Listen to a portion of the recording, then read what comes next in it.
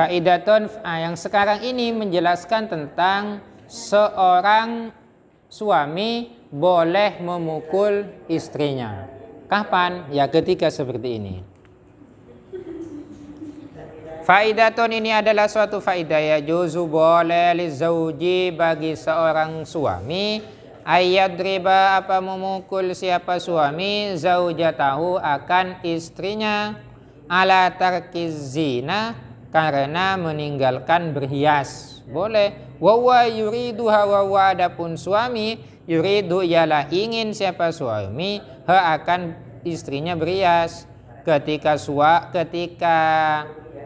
suami meminta istrinya untuk berhias, kok ternyata si istri tidak mau berhias diri, boleh si suami memukulnya.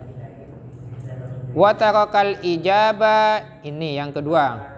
Watarkil ijabati ilal firashi, juga tidak maunya istri ketika diajak untuk ke ranjang, ke kamar tidur. Tidak mau, tidak mas, capek saya, tidak mas. Apa ya, pokoknya tidak mau lah. Nah, itu boleh juga si suami memukulnya. Ayo dek kita ke kamar yuk. Ya ngapain? Ya tidak ngapa-ngapain. Kemudian wa yadriba, dan boleh juga memukul. Seorang suami juga boleh memukul. Wa yadriba, dan boleh memukul siapa suami kepada istri alal huruji karena keluar minal manzili dari rumahnya bighairi idnihi tanpa ada izin suaminya. Suami juga boleh memukul istrinya jika istrinya tiba-tiba keluyuran tanpa pamit.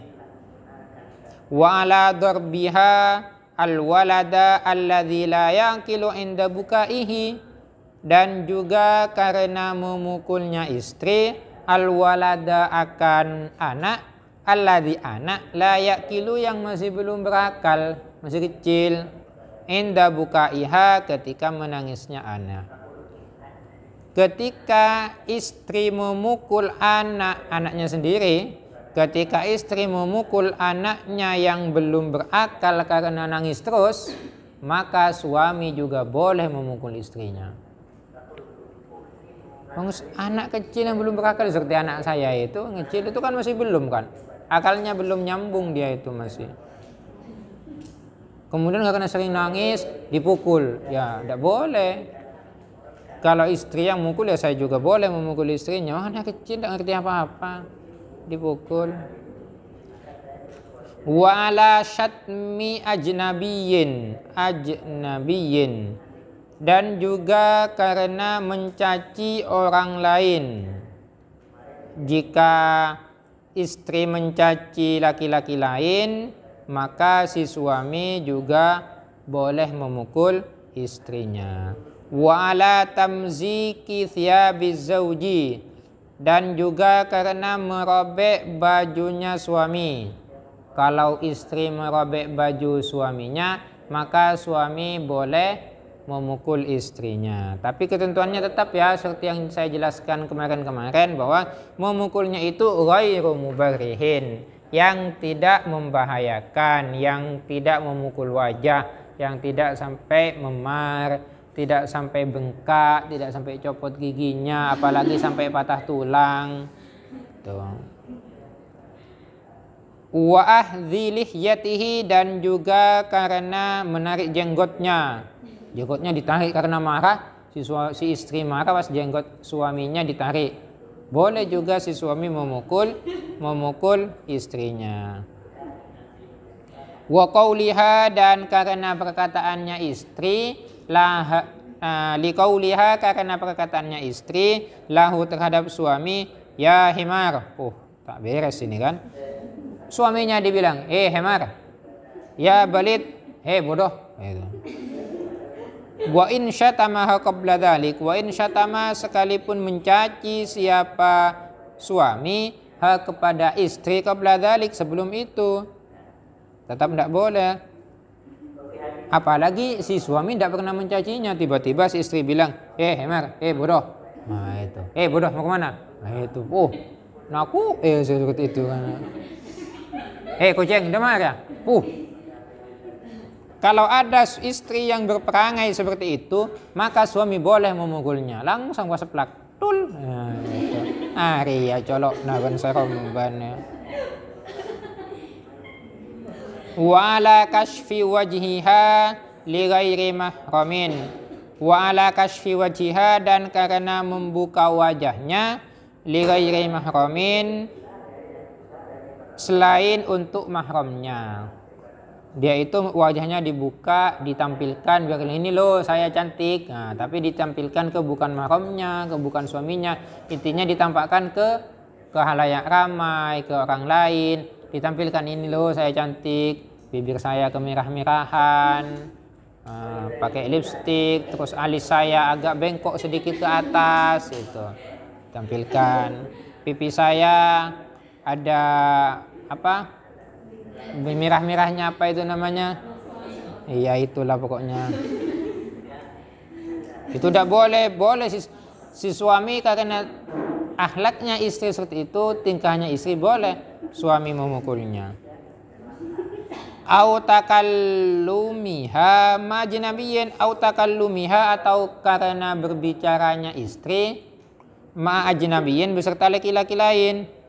Istrinya kok ngobrol sama laki-laki lain, ya boleh si suami memukulnya. Karena itu bahaya itu. Kalau dibiarkan, satu hari dibiarkan, besok dibiarkan terus, ya bisa-bisa nanti dia akan terjerumus ke perselingkuhan. Makanya sebelum melangkah ke yang lebih jauh, pukul duluan. Wes, tidak boleh. Itu.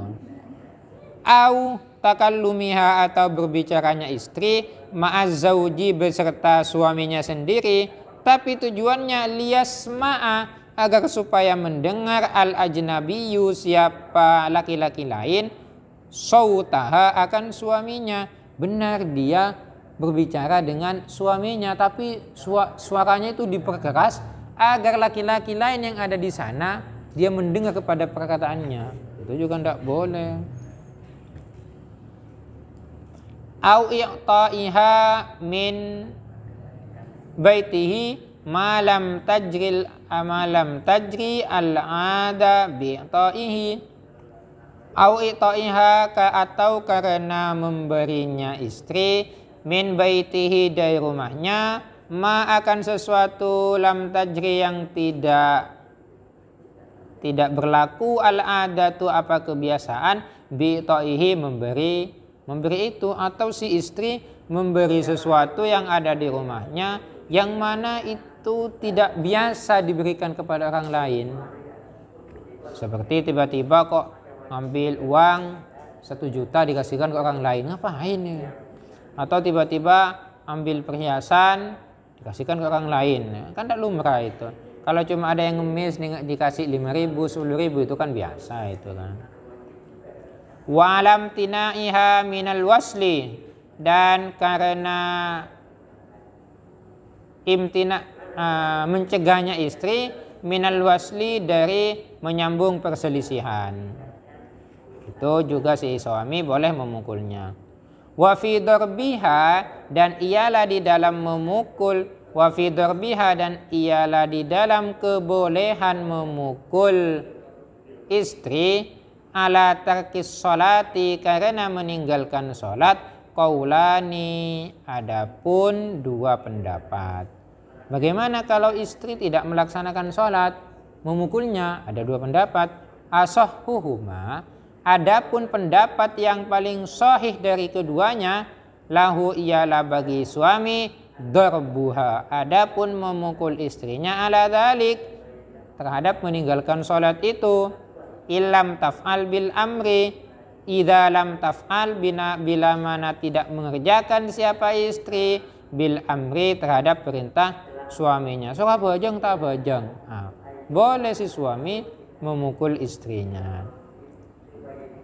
I'lam, ketahuilah olehmu wahai laki-laki, i'lam, ketahuilah olehmu annahu, sesungguhnya sya'an, yang bagi seharusnya, ayat lubu, dituntut, ayat labu artinya dituntut, lirajuli, bagi seorang suami, ayyusia, apa berwasiat, siapa suami berwasiat, imra'atahu, akan istrinya, Ai artinya ya'muru menyuruh siapa suami kepada istrinya, wa yudzakkira ya'mura menyuruh, wa yudzakkira dan mengingatkan siapa suami kepada istrinya, wa yasta'tifa dan bersikap lemah lembut siapa suami biha terhadap istrinya. Itu. Ini adalah seharusnya si suami itu selalu berwasiat, selalu menyuruh, ayo abajang, kalau sudah asar sudah hampir habis, abajang itu. Ya tapi dengan sikap yang lemah lembut. Wa fil hadisi dan di dalam suatu hadis, rahimah mudah-mudahan merahmati Allah siapa Allah rajulan akan seorang suami, qala yang berkata siapa rajul itu, ya ahlah wahai istriku, wahai keluargaku, salatakum jagalah salatmu, siyamakum jagalah puasamu, zakatakum jagalah zakatmu, miskinakum perhatikanlah orang yang miskin di antara kita semua, yatimakum perhatikanlah orang-orang yatim, anak-anak yatim di antara kita semuanya, jiranakum perhatikanlah juga akan tetangga-tetangga kita, la'allallahu yajma'ukum mudah-mudahan Allah yajma'u mengumpulkan siapa Allah kum kepada kita semua, ma'ahum bersama mereka, bersama orang-orang miskin, orang yatim dan tetangga yang kelaparan, fil jannati di surga. Ini seharusnya seorang suami selalu berwasiat, selalu mengingatkan, ayo bajengah ya bajengah. Ya seharusnya bukan cuma suami yang mengingatkan istri, tapi kalau ada suami yang lalai kepada sholatnya juga harus diingatkan. Jadi harus saling mengingatkan antara suami istri. Ya suami tidak boleh marah ketika diingatkan istrinya karena sholat tidak kerjakan sholat, kemudian diingatkan pas marah, ya tidak boleh. Itu tidak beres suaminya itu. Wa ayyum fiko dan memberi nafkah. Wa ayyunfiqa dan memberi nafkah siapa suami alaiha terhadap istri, ala qudri wus'ihi sesuai dengan kemampuannya, ai taqatihi wa quwwatihi sesuai dengan kekuatan dan kemampuan suaminya. Ya suami harus memberi nafkah istrinya sesuai dengan kemampuannya. Wa ayyastahmila dan juga harus sabar siapa suami alaiha terhadap istri, harus sabar. Idza adathu bila mana menyakiti siapa istrihu kepadanya, ketika istri menyakitinya ya sabar saja, sabar sebentar cuma. Bi ayyasbira ala idaiha, bi ayyasbira dengan sabar siapa siapa suami ala idaiha atas menyakitinya si istri. Ya ketika si istri itu menyakiti suaminya ya kita harus sabar. Wa yatalattafa dan bersikap lemah lembut siapa suami biha terhadap istrinya, bi ayyudariha dengan gambaran bersikap lemah lembut siapa suami terhadap istri, bil ma'rufi dengan cara berbuat yang baik. Fa innahunna karena sesungguhnya para istri itu naqisatu aqlin wa dinin adalah orang yang kurang akalnya, wa dinin dan agamanya. Ini adalah hadis yang semoga Allah merahmati laki-laki yang seperti ini. Itu. Laki-laki seperti apa? Laki-laki yang selalu mengingatkan keluarganya untuk selalu sholat, puasa, zakat, dan memperhatikan orang miskin, anak yatim, tetangganya yang kekurangan, dan juga memberi nafkah istrinya, diberi nafkah dengan yang halal sebanyak semampunya, dan ketika istri menyakitinya dia juga sabar. Semoga laki-laki itu dirahmati oleh Allah. Wa fil hadis wallahu a'lam. Alhamdulillah. Semoga istiqomah. Semoga kita menjadi istri yang salihah dan juga mendapatkan suami yang soleh dan mendapatkan keturunan yang soleh dan salihah, menjadi penerus perjuangan Rasulullah. Amin. Silahkan dibaca doanya.